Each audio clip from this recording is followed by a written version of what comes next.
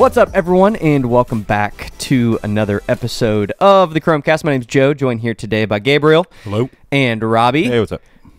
Gabe's over here building Look how quick that was. Yeah, Gabe's over here building a new website on ChatGPT. I'm ChatGPTing it, baby. Just ask. I figured might as well ask. Hey, I signed up for OpenAI the other day. I'm looking. Might as well. Robbie inspired me. He knows a guy who he's not a developer. He had an idea. He's like, here's this thing that needs to be made, and he got a developer to do it. And I'm like, ChatGPT's out there, and there are some things as web developers and website owners and what we do, we've run into a lot of things where it's like, you know how cool it'd be if there was just like a one-click solution for this? Yep. Well, I had an idea, and I'm like, Yeah. I'm going to try it and see what happens. Who knows? Build it. Put it in the Play Store for me. It's going to be interesting for us to use it for like YouTube titles and website like article titles, and maybe even like trying to conceptualize things for us, like just see what it says. I mean, just use it as a resource, right? And I read I don't know if it was Forbes or Digital Trends. Someone the other day posted an article saying, you know, here's what we will and will not use OpenAI for. Because there are some sites that once OpenAI become public and everything, or ChatGPT, they came out and apparently, I don't know if it was CNET. It was a big site. They had been using AI to write articles for about 2 months. Yeah.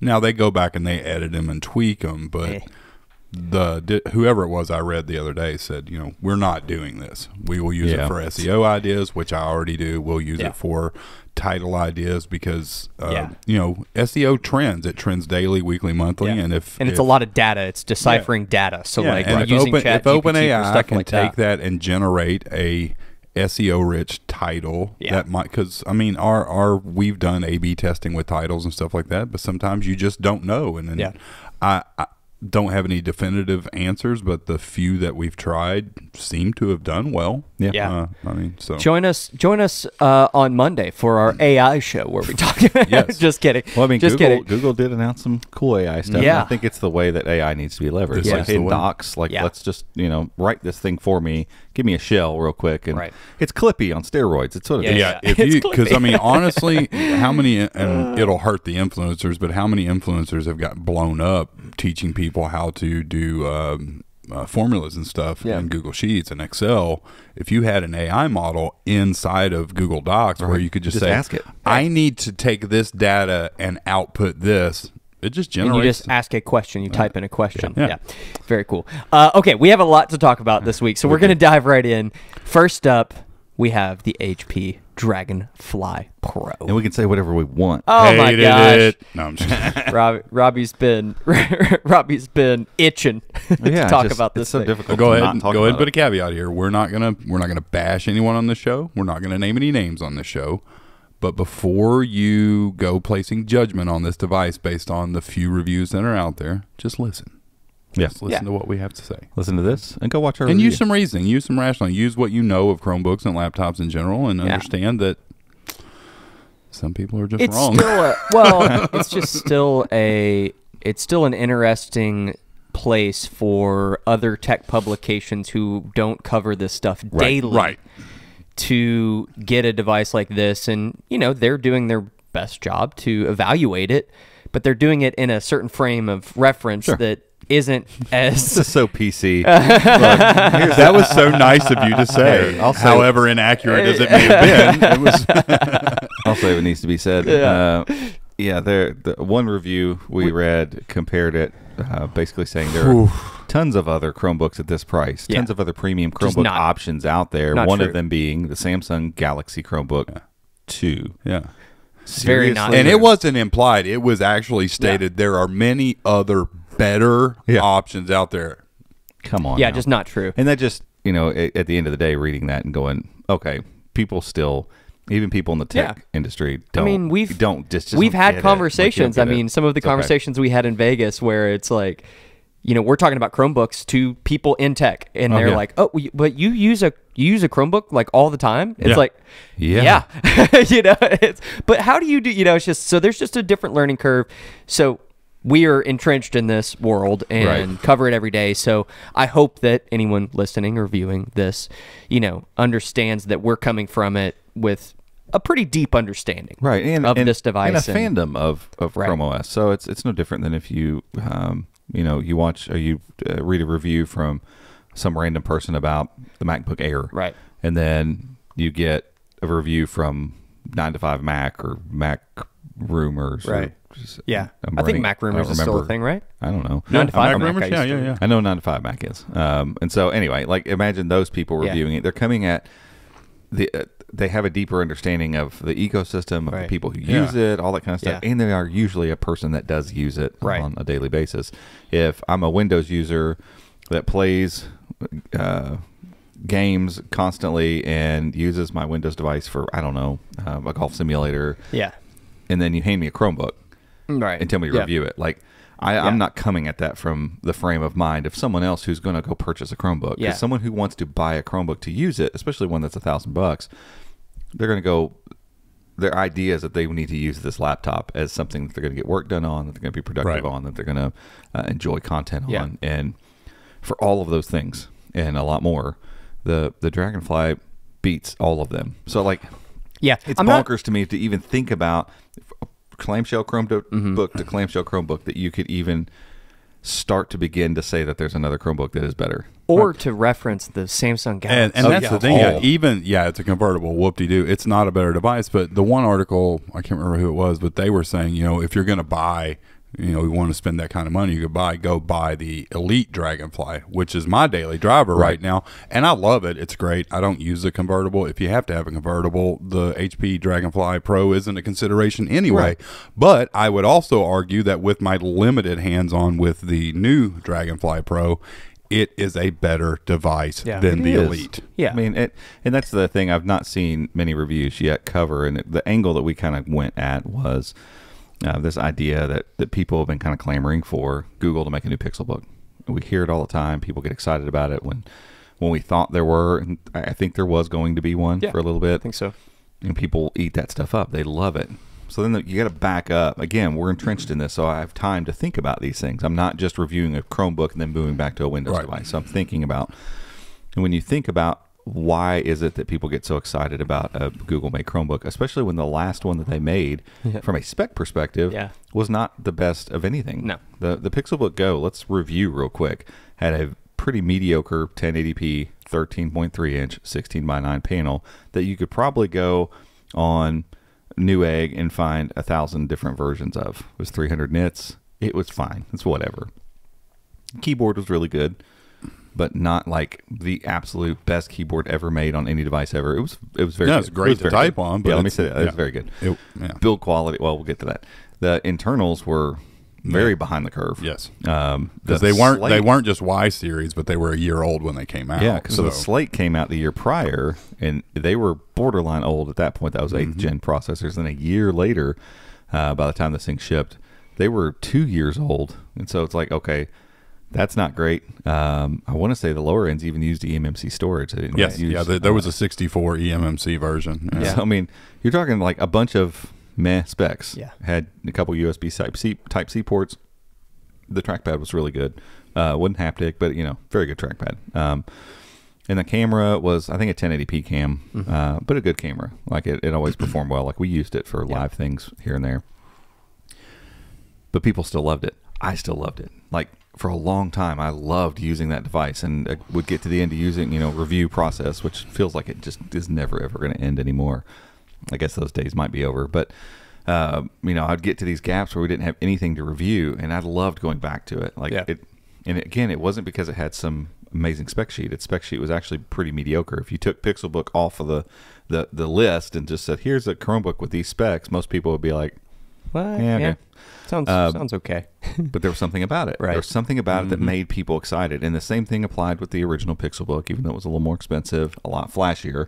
And its convertible form factor, even its design was flashier. Like it still looks awesome. But these devices, there was something more to them, and so like I really wanted the review to focus in on that. I didn't want to get stuck in talking about 12th gen processors and the difference in the core configurations and whatever. Like there's something about this Chromebook when you pick it up that entices you to want to go do that again.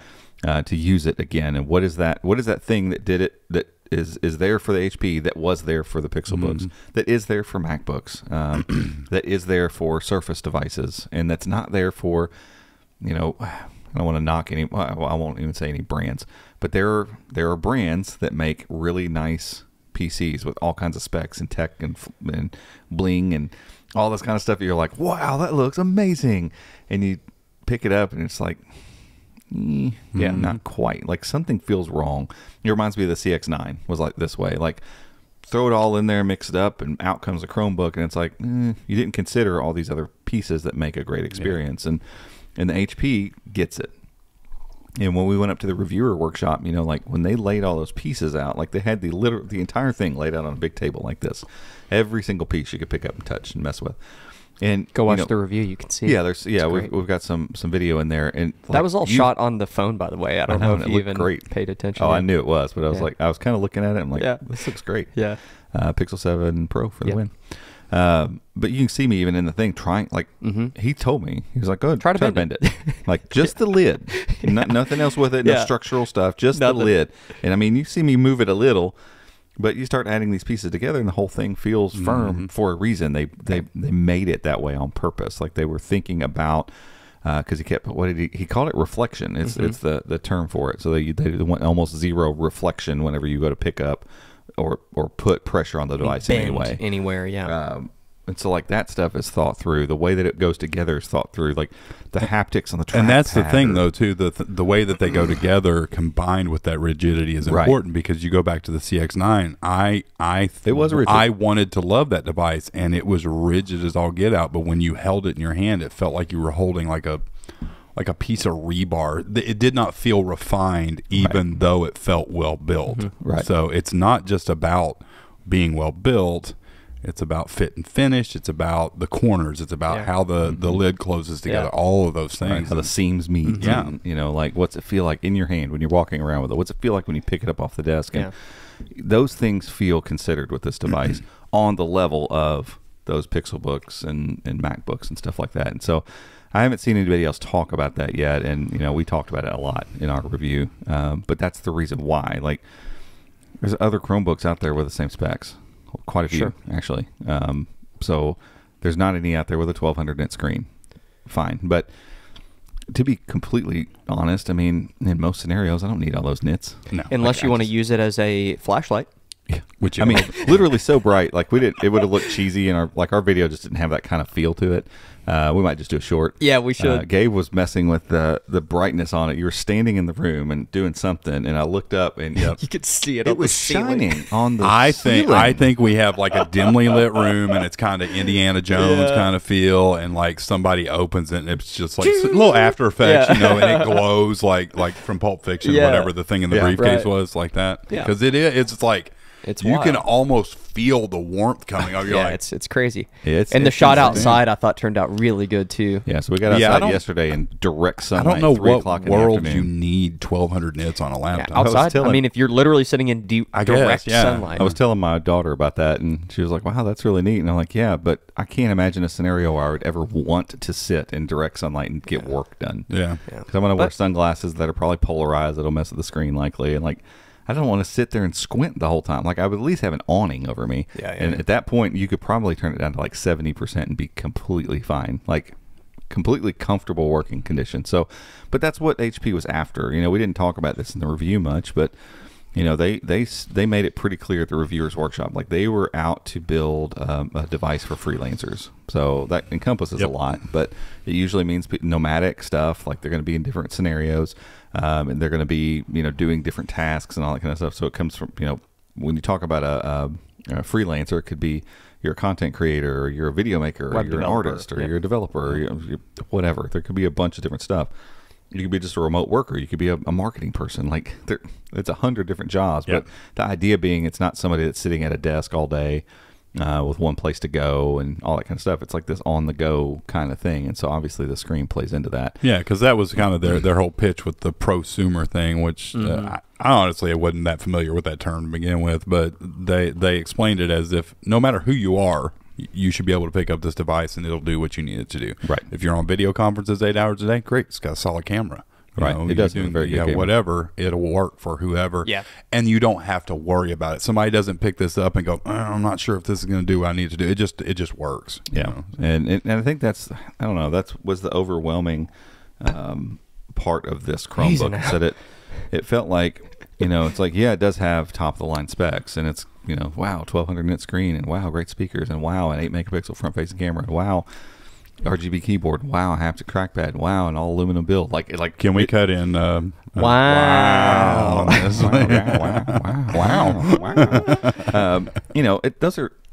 Wow, that's neat, cool, great. You got all this stuff, but we've seen companies throw that stuff. Yeah. I would argue the Elite Dragonfly does that. It's like, cool, bunch of headline features, but they don't quite feel like they come together. I thought about that earlier when I first started using it. Obviously it was fresh and new and everything, but over time, do you remember getting what was it? I don't know. Somebody's outside. Oh, yeah. Do you remember the Samsung Chromebook Pro when it first came out? It's super thin, flat all the way around. There's no, and it just after a few months of using it, started to feel a little rackety. Things were. The Elite doesn't feel cheap, don't get me wrong, but it feels like things just aren't tight the way that they should be for a $1,900 laptop. Yeah. Again, I would say blindfold somebody and hand them what would be the nicest convertible out there that falls in line with what we've talked about. You mean Chromebook? Because Surfaces or laptops are detachable, so there's no comparison. I mean, a Samsung Galaxy book or whatever, something like that. One of those really high end devices, and or maybe the fairer one would be to say a Surface or a MacBook. Set it down, just leave it in clamshell, just blindfold them, have them pick it up and feel the devices, and tell me that they wouldn't be able to quickly tell the difference between the two and just overall build quality. Even if they didn't know what models we were talking about, just like which one feels nicer when you pick it up. That's what Derek had bought that $1,000 or whatever Samsung Windows device at Christmas. He got it like half off or whatever. He handed it to me the other day, and I just grabbed it, and it has the feel. You're like, more Chromebooks need to feel like this, and this is what you get. Yeah, this is what you get when you pick up the Pro, and there's nothing spectacular about that device. It's just a really, really well built, really thoughtfully built device that has solid internals, and when you hold it, Yeah. I mean, it's that 10% thing. Yeah.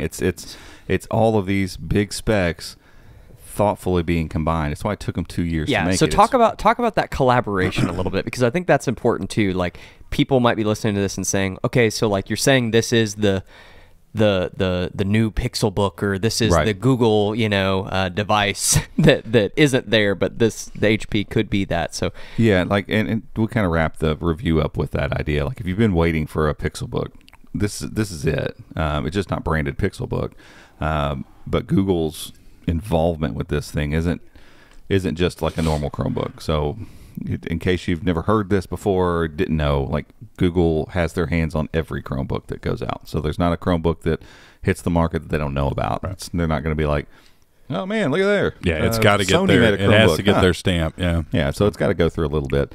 And there's certain, regulations that they have that's, it has to meet XYZ, so there's some testing that goes through, and I think that's the bulk of most of it. Like, as long as you met the bare minimum, you're allowed to put Chrome OS on it and ship it with Chromebook on the label and all that kind of stuff.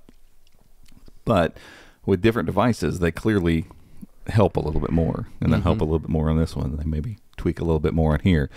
This device is to a level that we've never seen before. And so when we went to the reviewers workshop, John Miletus was actually there. It's when we did the podcast interview with him. He was there. But he was not just hanging around. Like, he was one of the presenters. He was part of the presentation. Yeah. So the presentation wasn't just him being like, yes, we also helped, and it's cool. It's like on Samsung's Galaxy S23 thing where Hiroshi was up on stage for 5 minutes or whatever. I mean, they shook hands, and it's like, hey, we're friends. That's neat. This is not that either. This was like the entire journey of this Chromebook began with a phone call from John Grodin, I think is his name. He's like VP of engineering, something or another. I don't know. Very high up at HP. Yeah, big product management type person. Like, I got a project. I want to get a team, and let's build a thing. Well, he wanted to build the best Chromebook ever made. Like, I want to do that. I want HP to own that. And so he calls up John Miletus, and to hear John tell the story, like he saw it, thought it was spam, and almost just ignored the call. For some reason, picked it up. He introduced himself. They talked for a little bit, and they would both say during that presentation that they're deep, great friends now because of this process that's unfolded. Right. But they began this journey of figuring out how they were going to do this, and they realized it's going to take Google blending their best engineers, their best software engineers, and HP getting their best hardware people. And so they began with an idea of what they wanted the end to be. Like they wanted the end result to be a Chromebook that did XYZ, that felt great, that performed well, but that also answered the call for all these little things that people want out of a nice high-end laptop. Right. And so they started from that point and then began working towards a goal versus throw in all the specs and whatever, just make it do this, and we got that screen, use that screen. No, they went and they did all these pieces and built this collective device one piece at a time. Yeah. So like the screen is custom. That screen doesn't exist on anything else. Yeah, it's far better than the Windows alternative. Yeah, which is crazy. Which is crazy. But then to get that brightness out of it, they had to go have a custom LED panel built for the backside of it to get it up to that bright. And then obviously you got to tweak your screen. When you push that much light through an LCD screen, obviously you can blow out stuff and make colors look weird. So it has to be able to work. So that was a whole project, just getting that screen put together and making it work. But then there's all the rigidity and stuff of the chassis. This wasn't an afterthought. It wasn't like, we're already building that lid for such and such. Use it. Grab that. Yeah. CNC milled specifically for this device. Same thing with the keyframe, custom keyframe that they went in and built so that they knew the travel was going to be right. The RGB will be bright enough. I'm using another Chromebook right now. That's one of those gaming Chromebooks. And at my desk, I have to turn the backlighting off. It's so dim I can't barely see it. So it's better for it to be off. It's fine if you're in the dark, I guess. Not the case with HPs. Yeah. Even out in the sunlight, you can see those LEDs coming up through the keyboard. Yeah. So thoughtful there. The haptic trackpad, they're still the only one that does that on a Chromebook. One of the few that do it, period. I don't know many Windows devices that even have haptic trackpads. Nope. But they worked with another company to custom build that haptic trackpad for this Chromebook. Yeah. The motherboard is like the size of a Snicker bars and a Reese cup. I didn't put any of that in the video because I didn't know if there's like any proprietary stuff. Like, but so I had it up there. So yeah, it reminds me so much. It's in but it's in the one overview shot. Whenever you talked about the lid, when the Pixelbook came out, they didn't have a reviewer's workshop, but it was for Chrome OS product experts, which are volunteers in the forum community.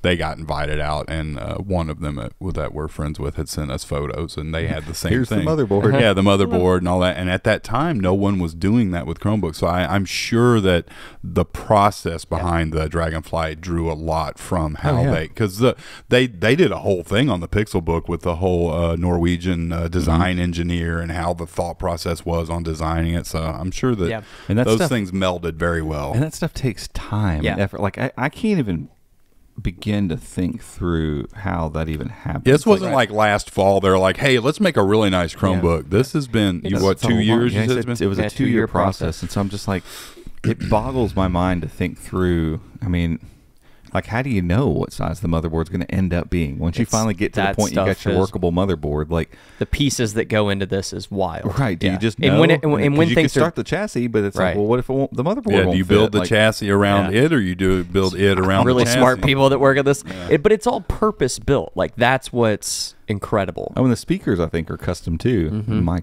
God, they're good. Yeah, I mean, I ended up throwing in the side by side because once I got our audio adjustments on it, the side by side comparison. Basically, I have the exact same track lined up, so you listen to like two or three bars of the one track, and then it cuts the other one, and then goes back to the Dragonfly. So it's the Pro and the Pixelbook Go, which anybody who's listened to this podcast or read our stuff or watched our videos. I've been told I talk about the Go speakers too much. Well, now it's the Pro speakers. Hey, now it's the Pro speakers. Still really, really, really good. But the Go is We've great. been waiting for the day that we can say, hey, this is as good as the Go. I just wanted as good. These you got more. You got the bonus package. It blows it away.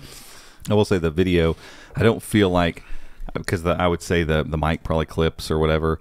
It doesn't recreate how much louder. Yeah. Like you get the fullness and the highs and lows and the wider dispersion there.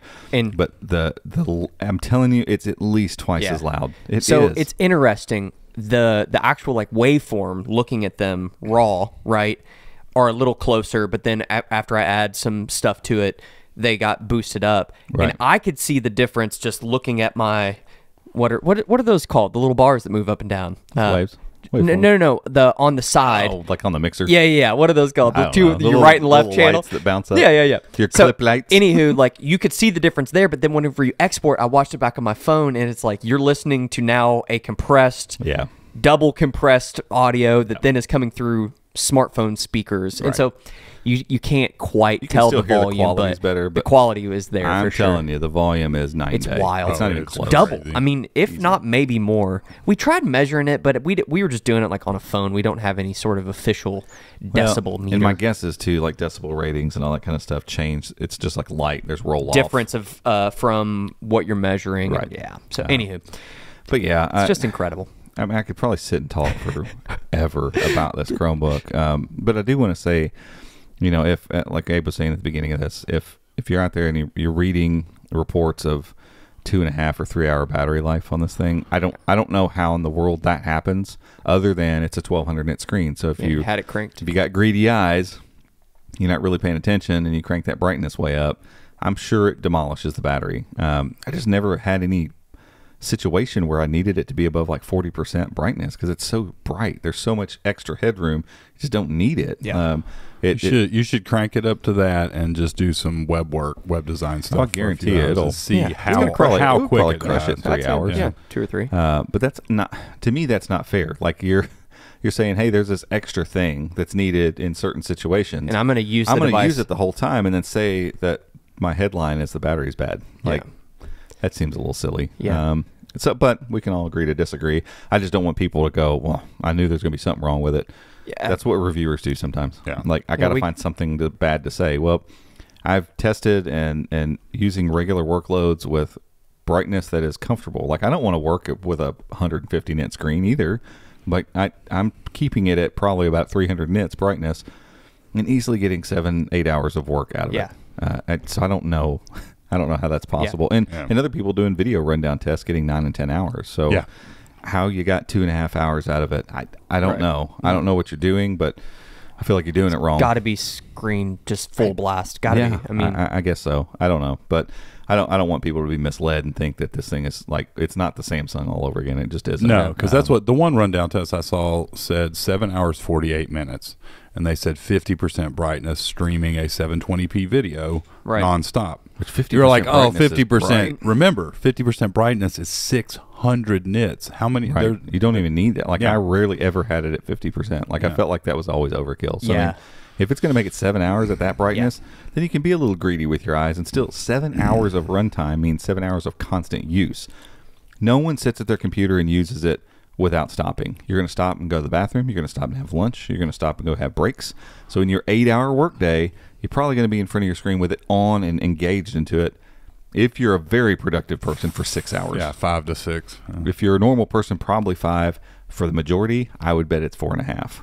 And so, because you're lazy. No, I'm just kidding. For me, it's like 3. Yeah, you know, you got to go hit some golf balls. Yeah, I mean, it's every day. This thing is just superlative, and there are lots of other video stuff to be made about it. It's just phenomenally built. Stay tuned. It doesn't mean that I'm not shorts for excited about some other things that are coming that we're going to talk about. I'm very, very excited, probably even more excited. But like to have a Chromebook like this at the top now, the Elite always bugged me because it was like, I want it to be great, but it's just quite recommend not quite there. Yeah.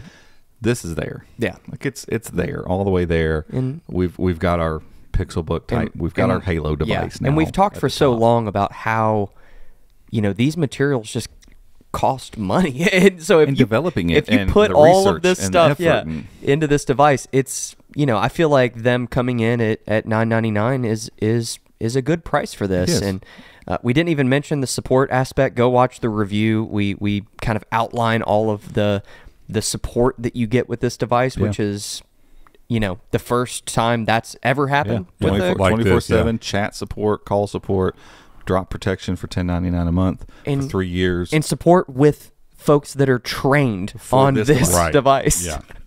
Which that alone is like, wow. Everyone else take a note. Yeah, it's incredible. Great. I mean, yeah, it's just very, very HP cool. needs to just go ahead and extend this to all their Chromebooks. Absolutely. They need to just be like, hey, you want to buy a Chromebook that gets supported for these years? Yeah. Buy an HP Chromebook. Yeah. And it'll be hard to recommend anything else. And have a team of people. Then that'll make everybody else go, okay, we got to do this. Because you need to. Be curious if they do that, if they extend it. That would be Or, you know, awesome. Google could just do it. Well, they could let's not go down that rabbit hole. Support. Yeah. Oh, gosh, I don't want to do that. You said 24/7? Oh, no.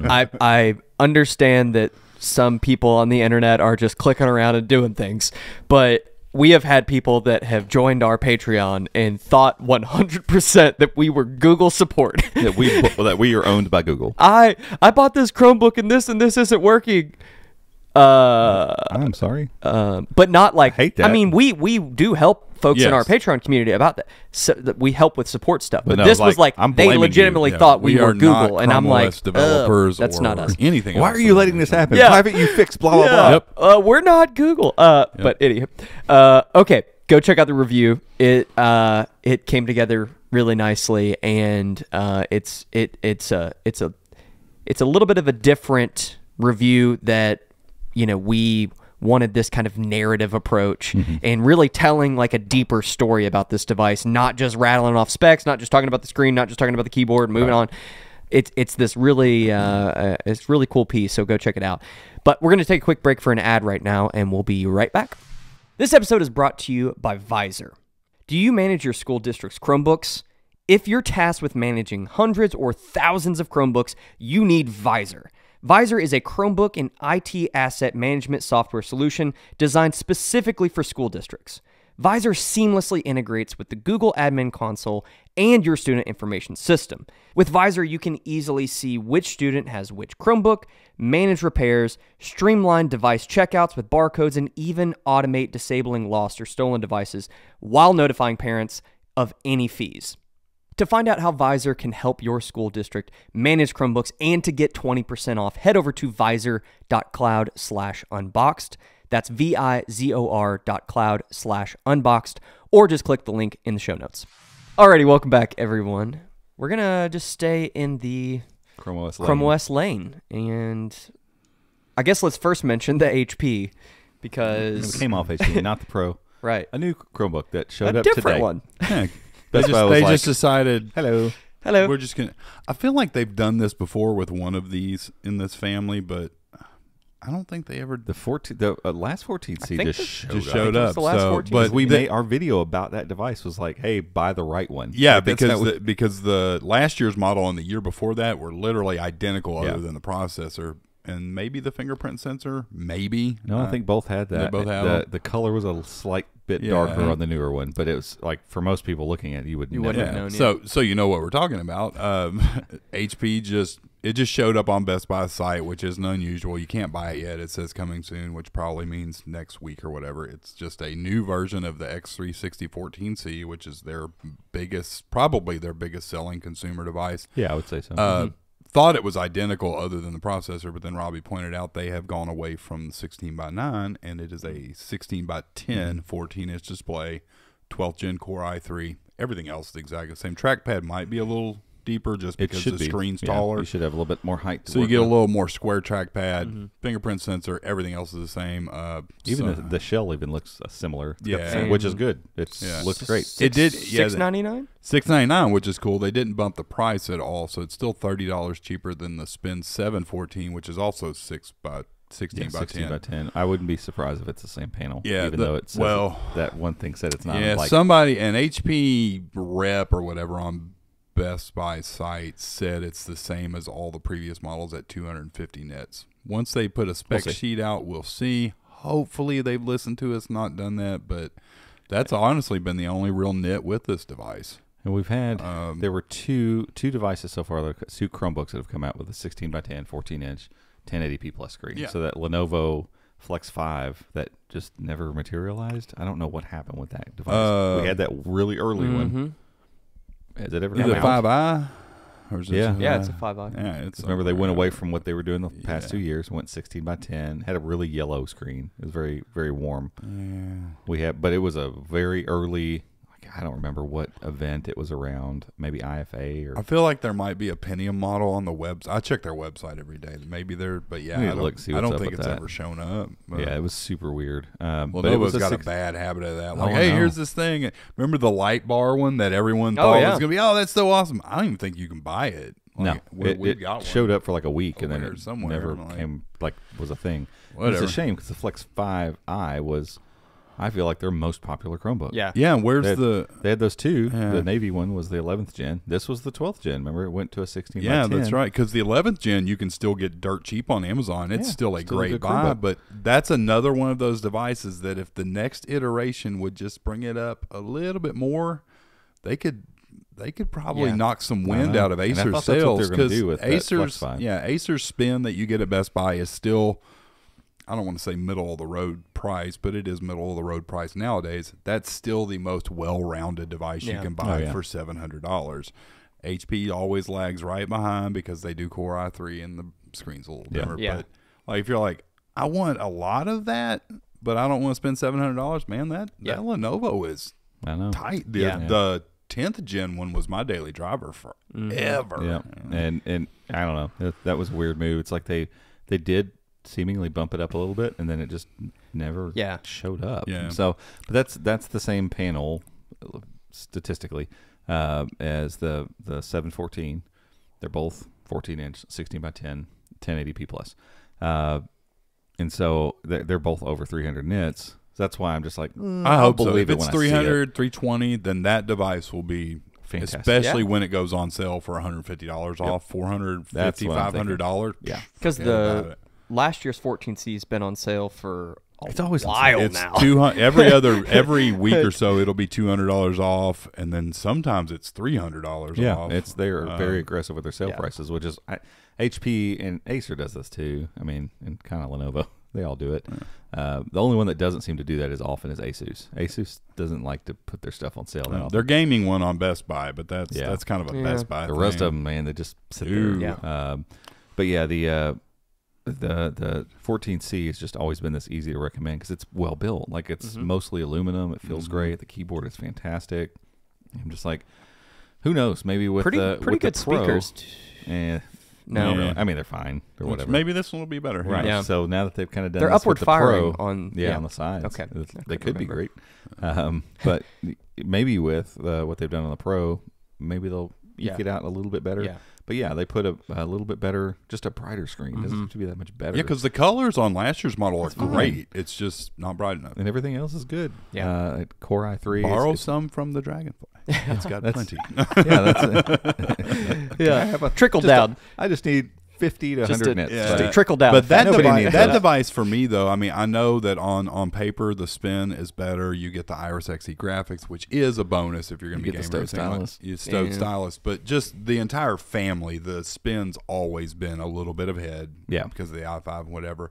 But the HP is always just the hype around it, because I remember being at my mother-in-law's house for Thanksgiving the year the one with the ceramic lid came out, the white lid, and it was the Black Friday deal, and I remember telling like, sorry, I got to go in the other room and work real quick, because that device has just always had such a draw for users. It was really popular. So I'm glad to see, like, I wrote something months ago about them, like, hopefully one of these Chromebooks is probably going to be the updated 14C. Should be.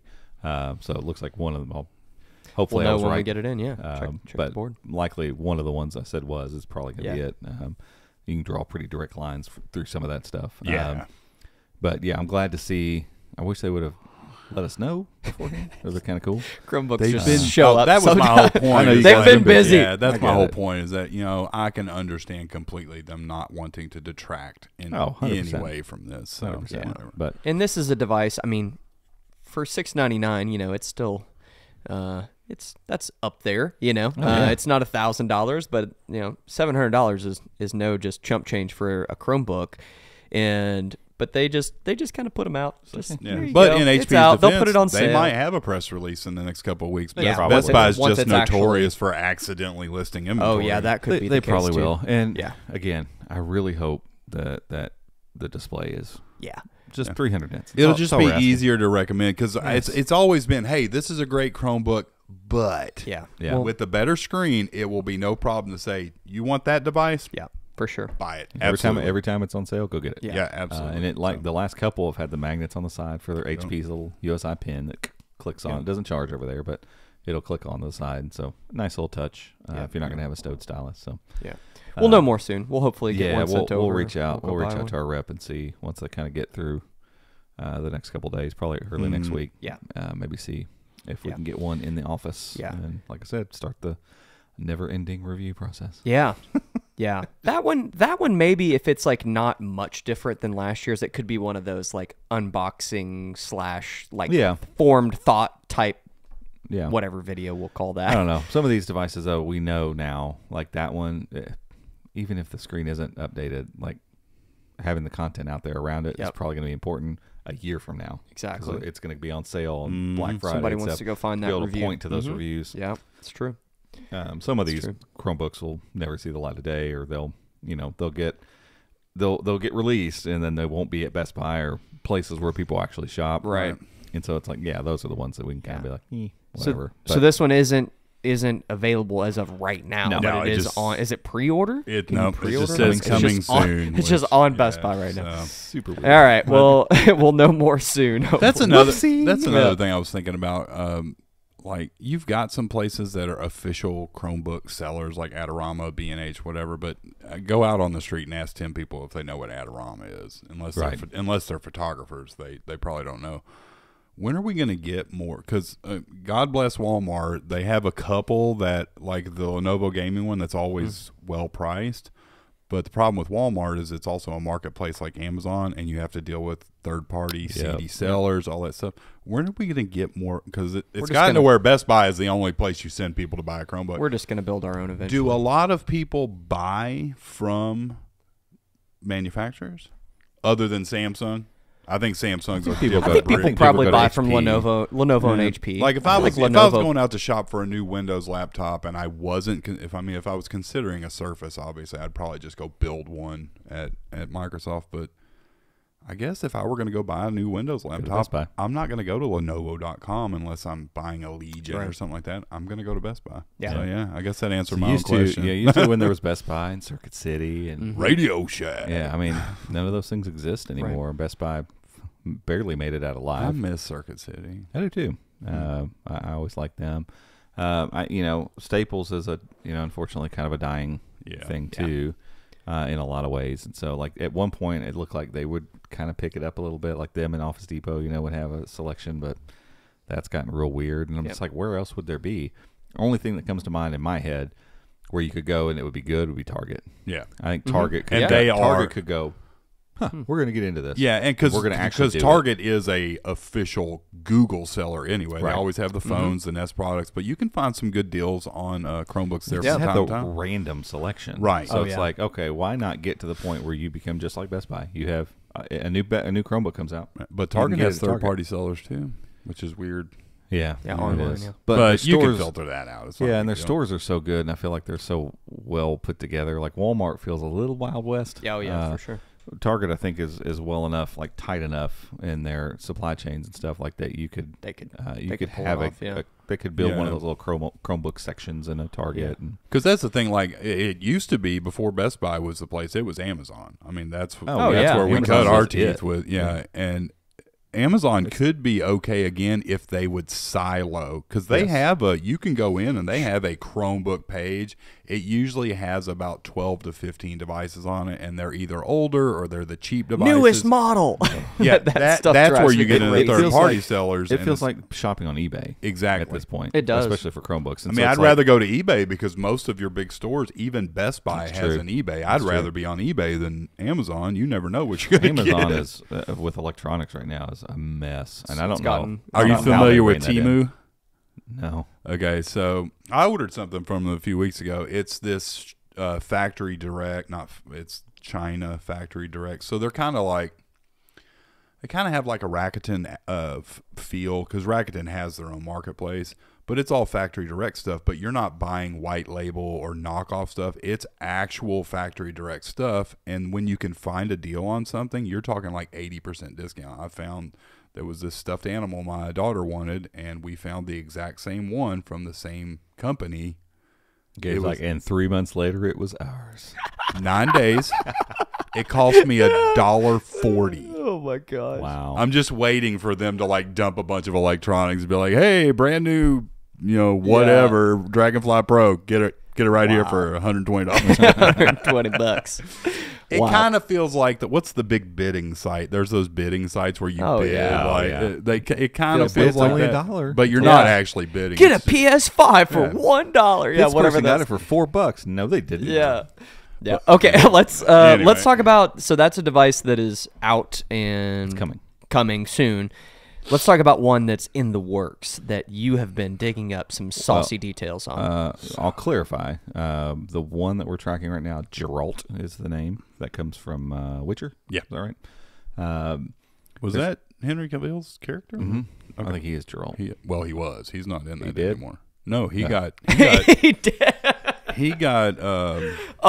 He did. I don't remember. There was in one real movie life or or the show. No, something. Yeah, something he was doing.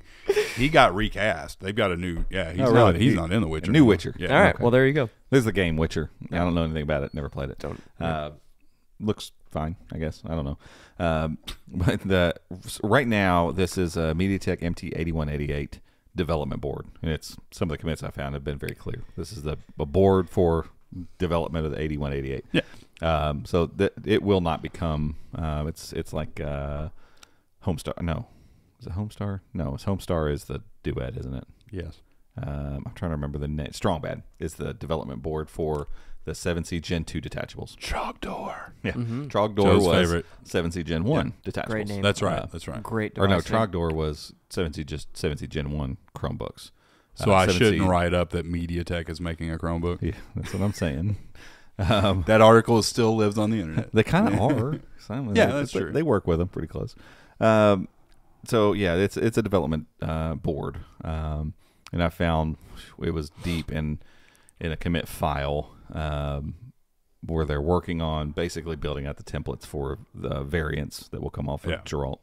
And in one of the templates, they went ahead and put, filled it in. And so one of the variants will be called White Orchard, all one word, which is a town apparently in the Witcher game. Okay. White Orchard. Okay. And so, but there are literally no commits yet, even for White Orchard. It's not like you don't even have like that initial EC, commit. There's nothing in there about it. It's just deep down in a file.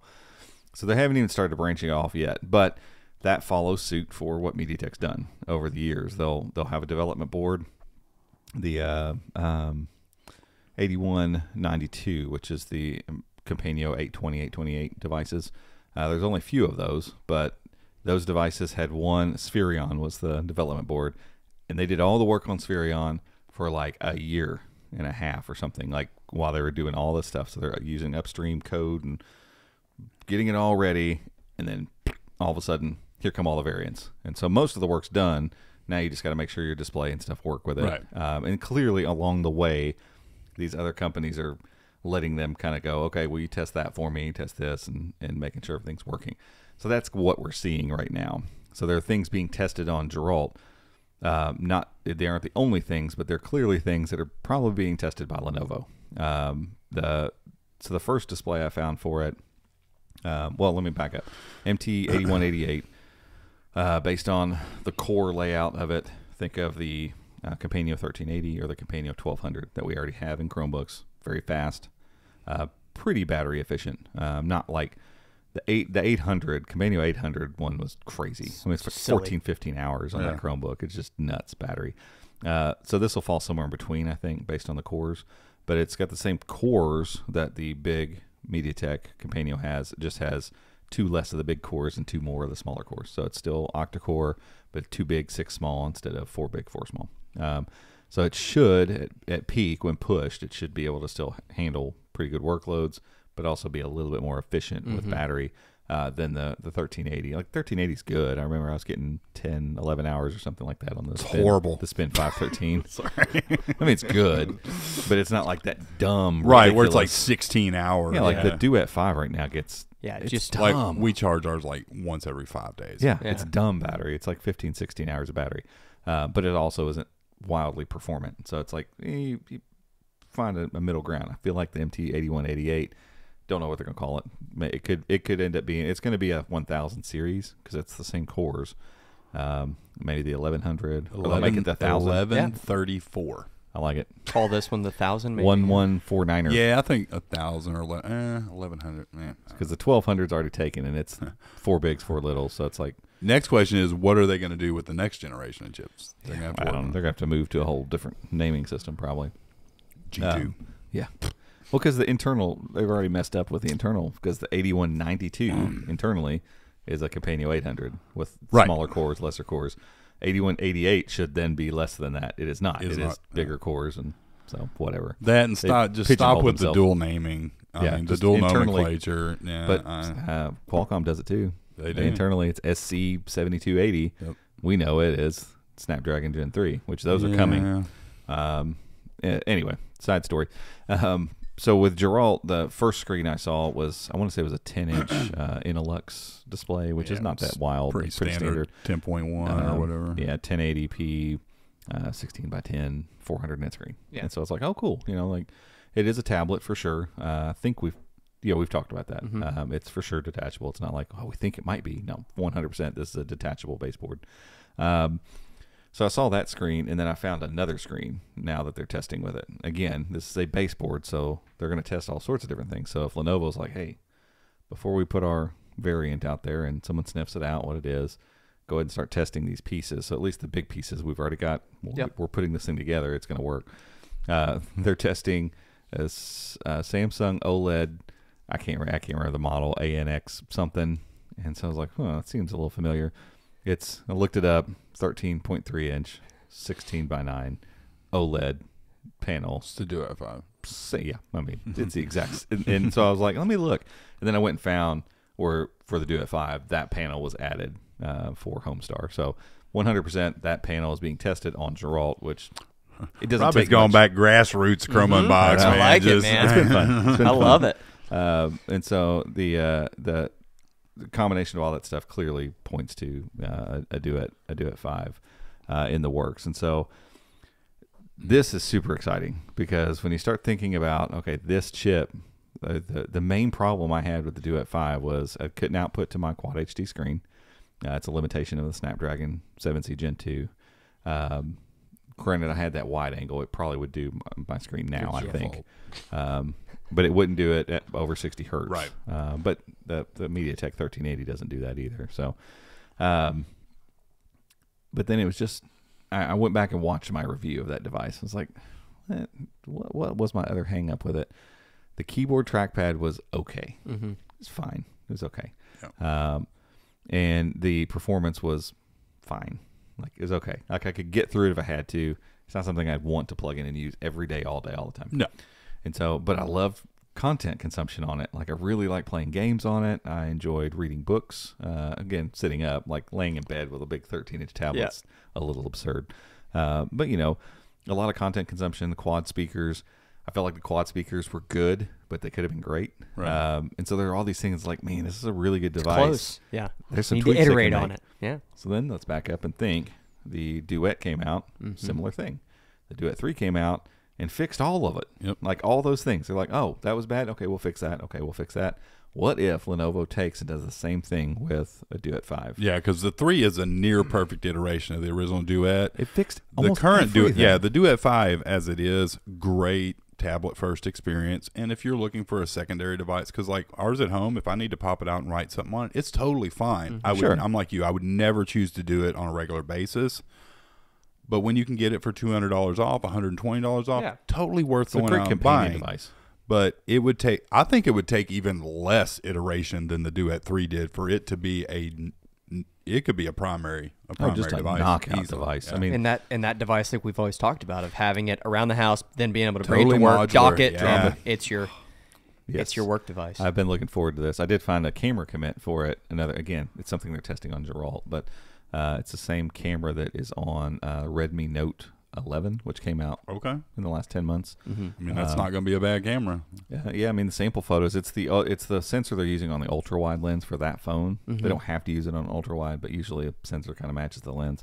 And so even if it's just a wide angle lens, like the photos were not mind blowing, but if a Chromebook could put out that kind of photo, right? Yeah, I would be 100% okay with that. Yeah, because I mean, it's not like the Duet 5 is okay. It's not good. You're not going to pick one up and go, oh, let me snap a family or this really memorable moment that's happening at Christmas. But you can, it would be cool to have documents. It would be cool to have a Chrome OS tablet that you could be happy with the photo that it took. Yeah, and my main thing is like I want the front-facing camera to look awesome. Yes, I've already gotten spoiled on that with the Dragonfly Pro. Like it just looks great. Yeah. So I know it looks good in calls and all that kind of stuff because most of the times that's what you're going to be using your camera for. But yeah, so imagine if they took that iterative step from the Duet 3, and the Duet 3's keyboard and trackpad are miles better than the original. The keyboard wasn't that bad. Like a little bit of tweaking, that becomes a solid keyboard. Maybe give it some backlighting. Yeah, that'd be kind of neat. But the trackpads, we had multiple in and out through here. Like you had one, I had one. We had a couple sent to us. And I think it was a 50-50 shot. When the trackpad was good, like in place, fine. Yeah, it's fine. Yeah. But when it wasn't, it had that double click thing going on. It felt mushy, just not good. Fix that. And unfortunately, that's stereotypical of tablet keyboards that aren't really nice. I'm sure that there are some out there that are. I've never really used a Surface. Surface ones are solid. Yeah, they're very solid. It needs to be, but like the HP 11, X211 wasn't bad at all. Exactly like a Surface. Yeah, it needs to be as good as you can get in a detachable keyboard. It doesn't need to be middleware because there's nothing worse than having a trackpad when you click it and it scratches the side of the keyboard. Oh yeah. Or it mushes down and then it clicks the button. That should never be a thing. No. And make it haptic. Throw a haptic in there. They're thin as crap. I'm just saying. Could do it. But it doesn't have to be all that stuff. And there's all these great like ocean glasses and all that stuff now. There are great surfaces that are not Mylar that can be used. Ocean glass is dope. It really feels great, and it's cheap and it's plastic basically. So great. Fix those two things. Just make them better. Doesn't have to be the best in the world. Just make them solid. The tablet part of it can stay exactly the same. Give us some better cameras, but then partly Google fix Chrome OS's camera software. Like it just sucks. Camera it app sucks is real bad. If there's any company in the world that shouldn't be failing at cameras, it should be Chrome. Chrome OS's camera needs to be fixed. Like we're starting to get hardware that could actually use it, and I feel like the hardware is now holding it back. So that's not really on Lenovo to fix, but include decent cameras in there. Screen, great.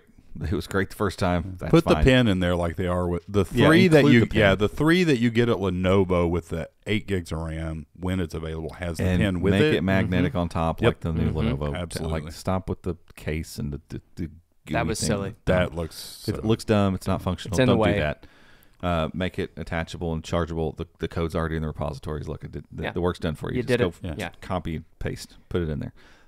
So fix that part. Adjust the speakers a little bit. Let's get tune them. That quad speaker. Yeah. Let's take advantage. Go listen to an iPad. Yeah. Go do likewise. You're going to have 4. I mean, and then you've got this MT8188 inside that's going to take care of the performance and the battery life and all that kind of stuff. And all of a sudden, it's like, is it? Oh my God, 6.2 or So it's 2 of the big A76 cores, 2 A53s or A56s, I think. Whatever the cores are in the latest 1380 MediaTek, it's those. It's just 6.2 versus 4.4. So performance is going to be great. It's going to be the fastest tablet we've had, aside from.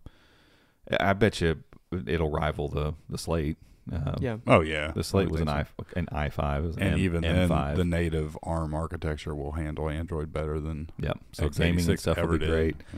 Yeah. It's exciting to think what could come from this, and plainly put, like MediaTek needs that to happen. They need that before the Snapdragon 7C Gen 3 devices come out. Now, we're not tracking a single one of those as a detachable, so they might not have competition there.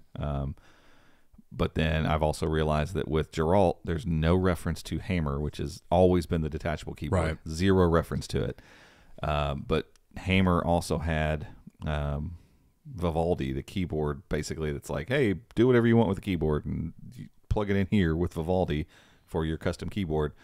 That was added to Hammer like a year ago. Right. So I don't know if that circumvents the need for them to redo that. Right. They Maybe. might just be able to like, cool, we're Hammer, good. There's a keyboard. It just works. Yeah.